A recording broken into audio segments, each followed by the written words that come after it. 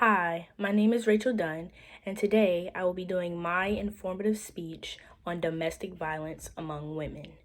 Approximately 1 in 4 women experience domestic violence in their lifetime. Each minute, 24 women are victims of rape, domestic violence, and stalking of a partner. According to nnedv.org, each day 3 women die as a result of domestic violence.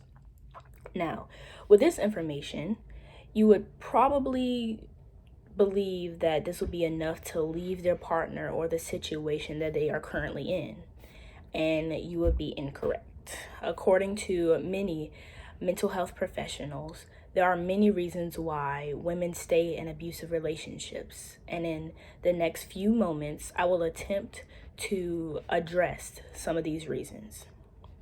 First, I will begin with the disease that many abused women face, and this disease is called battered woman's syndrome, or BWS, and it affects 1 in 4 abused women.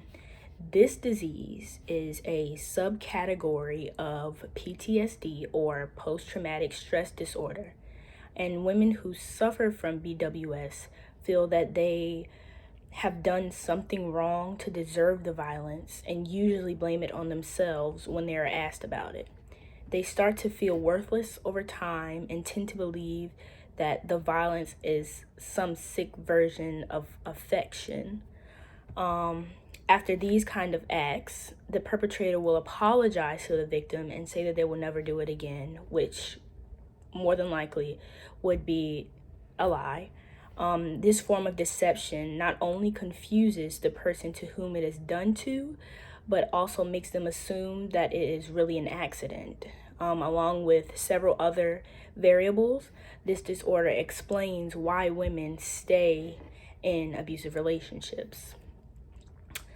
Some people assume that physical abuse is the only form of abuse endured by victims of domestic violence. While it is not the primary source of violence, emotional abuse is also a major factor.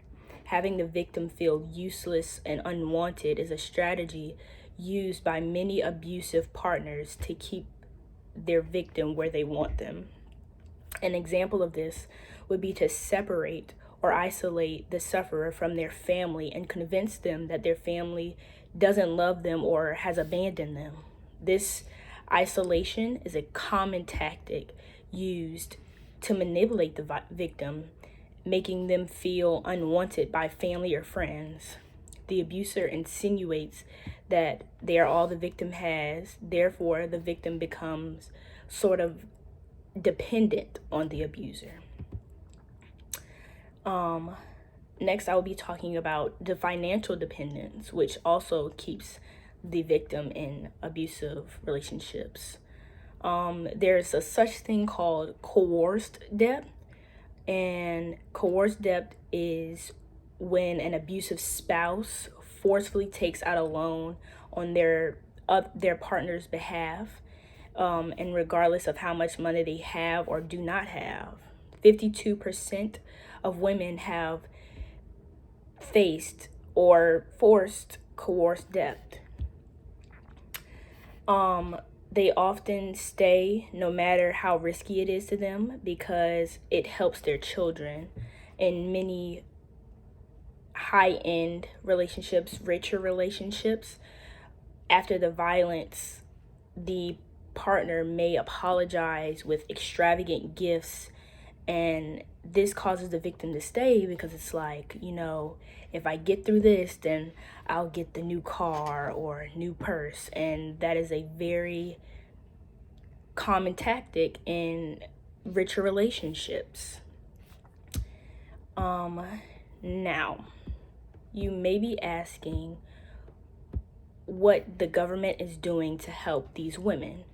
In 1994, Congress passed the Violence Against Women Act, or VAMA, This act and the 1996 editions recognized domestic violence as a national crime. As for this state of Virginia, Domestic violence is a major crime and is subject to major consequences, which is a good thing. These consequences include jail time, fines, and restrictions on contacting the victim even after being released from jail. While the government and many other organizations try their best to prevent these things from happening, the number of victims grow more and more each year. I believe that victims should be better helped through their trauma because obviously there is still an issue. In conclusion, there are many factors as to why women stay with men who beat them. BWS, mental abuse, financial stability are all key variables in the reasoning.